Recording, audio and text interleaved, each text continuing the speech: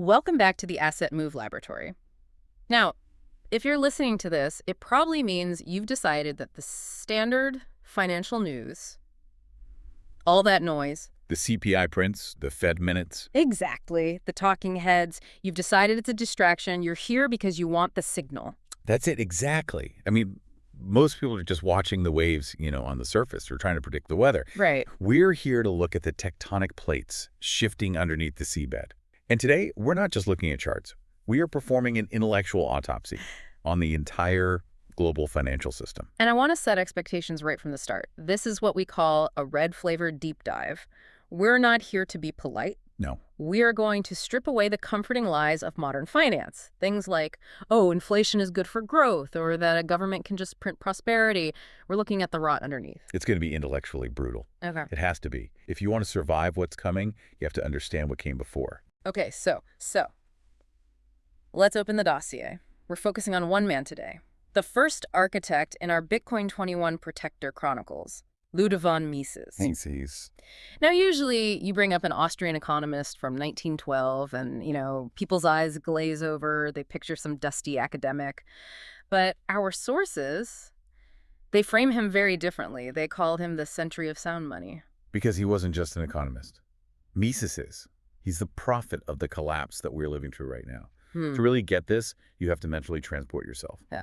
Go back with us to 1912, to Vienna. Set the scene for us, because 1912 Vienna, it wasn't some gloomy place, was it? Well, far from it. It was the Belle Epoque, the beautiful era. Vienna was the intellectual furnace of the entire world. I mean, you had Freud walking the streets. Klimt was painting masterpieces. Trotsky was playing chess in the cafes. The whole Austro-Hungarian Empire felt invincible. It's just one permanent party. Yeah. Champagne flowing, revolutionary art. Everyone thought the good times would never end. And then there's Mises. He's, 31 years old? He's in those same cafes, but he's not really part of the party. No, he's the guy in the corner.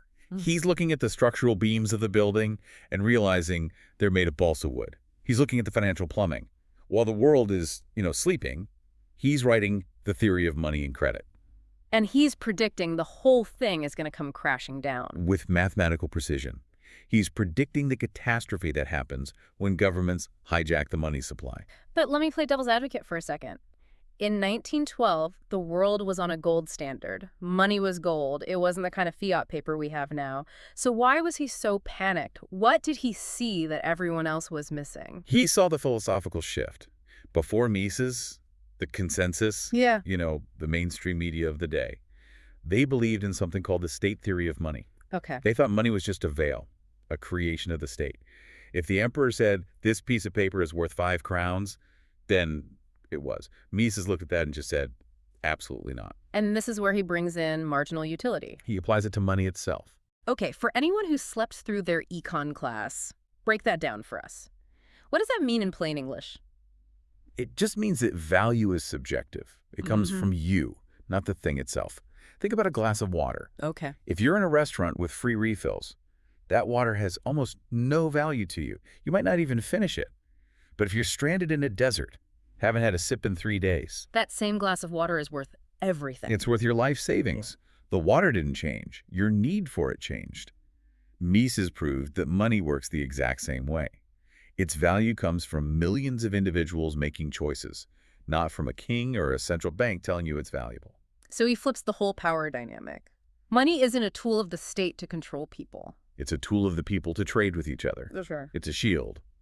Or it's supposed to be. Right.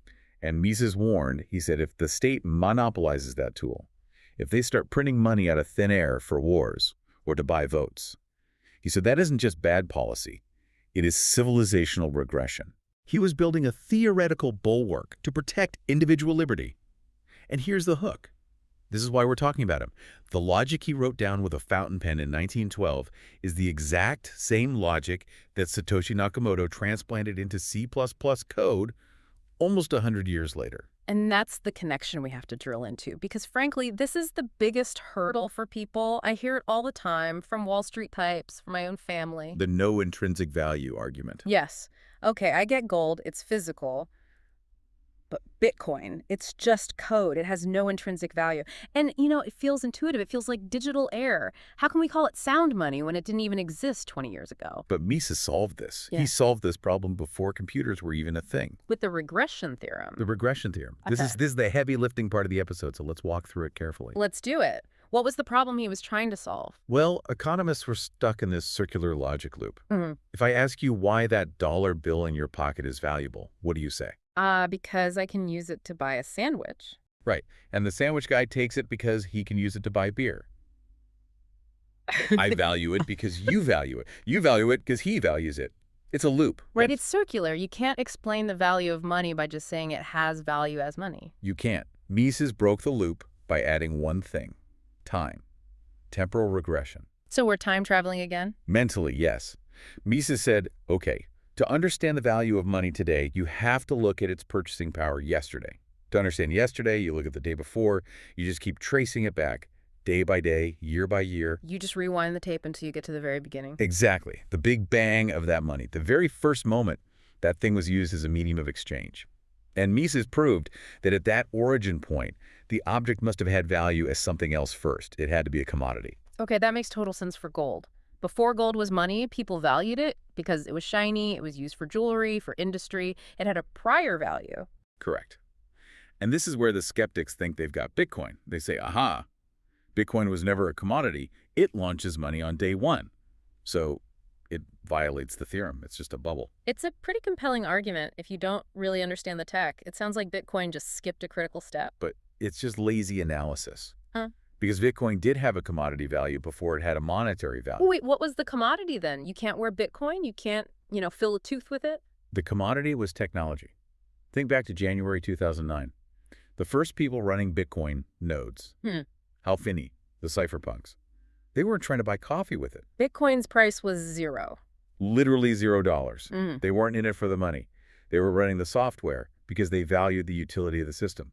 They valued censorship-resistant transmission. They valued cryptographic integrity. Just like someone values a gold ring for its beauty, these early adopters valued the Bitcoin network for its ability to transmit truth without a central authority. So the prior value wasn't monetary at all. It was the utility of the network itself. The ability to send a message that literally no one could stop. Bang on. That is the regression point. Bitcoin is the extraction of money from the commodity of technology. Yeah. It satisfies Mises' theorem perfectly. It's not magic. It's the monetization of a secure, unstoppable network. I mean, just completely dismantles the no intrinsic value argument. The value is that I can send value to you and no one on earth can stop me. That is an incredibly valuable commodity. Incredibly. And speaking of governments stopping things, yeah, we need to pivot to the darker side of this autopsy, the red-flavored reality. Mises didn't just theorize about this stuff. He watched the alternative destroy his home. We're going back to Vienna, but after World War I. Yes. The war's over. The empire has collapsed. Right. Mises is now a senior advisor to the Austrian government, and he's witnessing what we call temporal thievery. Which is just a more direct way of saying inflation. I hate the word inflation. It's too passive. It sounds like a weather event. Oh, inflation's up today, like it's humidity. Mises made it clear. Inflation is a policy. It's a deliberate act of stealth plundering. When a government prints money, they're not creating wealth. They're stealing purchasing power from your pocket and moving it into theirs. This is the Cantillon effect, right? It's it. Picture pouring honey onto a plate. It doesn't spread out evenly all at once. It piles up in the middle first. The new money piles up with the people closest to the printer, the government, the banks.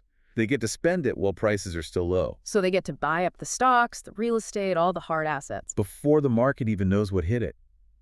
By the time that money trickles out to the edges of the plate, to the wage earner, the pensioner prices have already exploded. The elite steal the value, the poor get the inflation. And Mises saw the absolute endgame of this in Vienna. The numbers from our notes they're terrifying. They're horrific. Let's say in 1914, a basket of goods cost 100 crowns.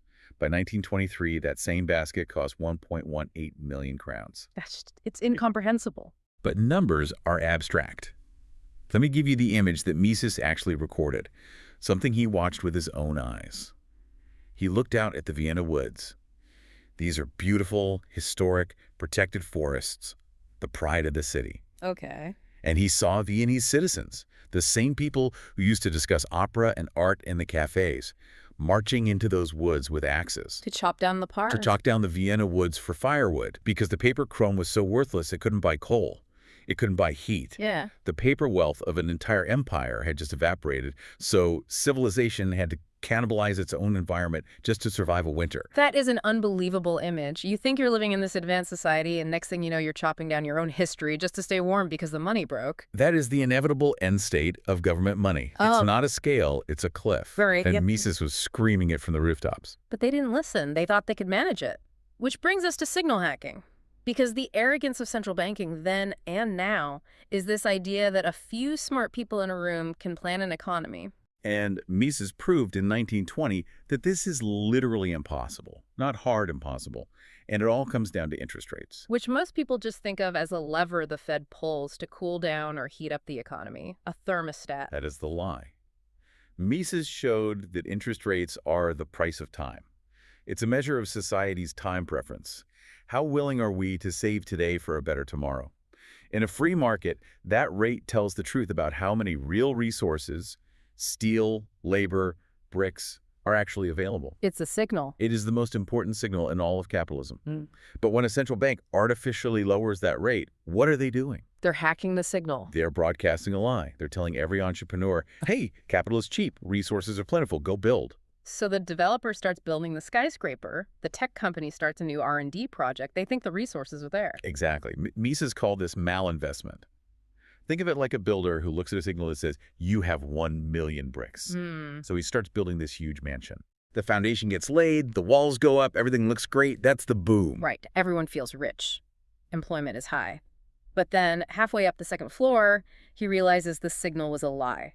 He only has 10,000 bricks. The real resources just don't exist. And that's the bust. The project halts. The scaffolding comes down. The half-finished house just rots. Mises said the bust isn't the disaster, the bust is the correction. The disaster was the boom. The disaster was eating your seed corn, wasting it on projects that were doomed from the start. This explains 1929, it explains 2008, and it explains the bubble we're in right now. So if the problem is that humans, central bankers, can't be trusted with these signals, what's the solution? You can't just vote for better bankers. No. You need a system that removes the human element entirely. Mises had a term for this in his 1949 masterpiece, Human Action. He called it praxeology. The logic of purposeful action. Right. The idea that real value requires real sacrifice. You can't cheat reality. And this is where the link to Bitcoin gets almost spooky. Proof of work. Proof of work is the digital embodiment of Misesian physics. I mean, think about it. Fiat money is just ink and paper. Or today, an Excel spreadsheet entry. It costs nothing to create $1 billion. But Bitcoin requires energy. It requires purposeful energy expenditure. Miners have to burn real-world electricity, which costs real money, to secure the network. There's no value without cost. This anchors Bitcoin to the laws of thermodynamics. It anchors it to the physical world. You can't just print energy. Exactly. Mises championed gold because you can't just create it out of thin air. Bitcoin perfectly replicates that physical constraint, but in the digital realm. It's physics versus politics. And it goes even further with ownership. Mises said, without private property, there is no liberty. And in the fiat system, do you really own your money? Not really. If the bank can freeze your account or the government can just inflate it away, no. You're just renting your own wealth. You're a creditor to a bank. But owning a private key, that is the restoration of sovereignty Mises was talking about. It's a permissionless property right. It separates your property from state violence. It's the first time in history we've had a bearer asset like gold that's digital and totally unseizable. You can cross a border with $1 billion in your head. Mises would have loved that. He absolutely would have. It's just amazing that a guy writing in Vienna before the internet even existed basically wrote the philosophical blueprint for the blockchain. But one last devil's advocate question. I know listeners are thinking, okay, this sounds great, but Bitcoin is 15 years old. The dollar has been the global reserve for decades. Isn't it risky to bet on the new thing? Let's talk about the Lindy score. The Lindy effect. The idea that the longer something has survived, the longer it's likely to survive in the future. Exactly. Truth gets stronger with age. So let's compare the two systems. The fiat experiment, this whole system of currencies backed by nothing, it only started in 1971. With the Nixon shock, so it's barely 50 years old. It's a blink of an eye, historically. And the track record. Fiat currencies have a 100% failure rate over a long enough timeline. They all go to zero, every single one. And the other side. Sound money. Gold has a 4,000-year history. Bitcoin is the digital extension of that 4,000-year logic. Mises theories, they've been validated by every single market crash of the last century.